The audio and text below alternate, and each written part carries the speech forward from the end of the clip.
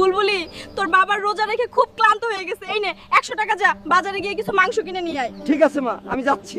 কাকু, মাংস কত করে দিচ্ছেন? খুব সস্তায় দিচ্ছি মা, 1000 টাকা কেজি লাগবে। কত কেজি বলো?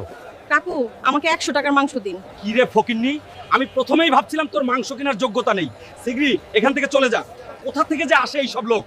কাকু, গরিব বলে 100 টাকার মাংস না দিয়ে অপমান করলেন, কিন্তু মনে রাখবেন একদিন এই বুলবুলি সব গরিবদের ফ্রিতে মাংস খাওয়াবে। ওয়াদা রইল বুলবুলি। গরিব বলে বাবার জন্য সামান্য মাংস কিনতে পারলাম না, কিন্তু বুলবুলির পাওয়ার থাকলে একদিন সব গরিবদের রমজানে ফ্রিতে মাংস খাওয়াবো। শুনুন শুনুন, ঢাকার পোর্টে এক পুরানো জাহাজ মেরামত করা হবে। যে জাহাজকে পানি থেকে উপরে তুলতে পারবে তাকে দেওয়া হবে পুরো 20 কোটি টাকা। কেউ কি আছেন? শুনুন, পুরো বাংলাদেশের এই প্রফেশনাল বডি বিল্ডাররাও পারলো না জাহাজকে সামান্যও নাড়াতে। কেউ কি আছেন যে এই অসম্ভব কাজকে সম্ভব করবেন? মালিক, আমাকে একটা চান্স দিয়ে দেখুন, আমি তুলবো আপনার এই জাহাজ। এই অবস্থায় তুলবেন ভেবে শুনে বলছেন তো? জি, আমি তুলবো। বন্ধুরা, তোমরা গরিব বোনকে একটা লাইক করে শক্তি দাও, তারপর দেখো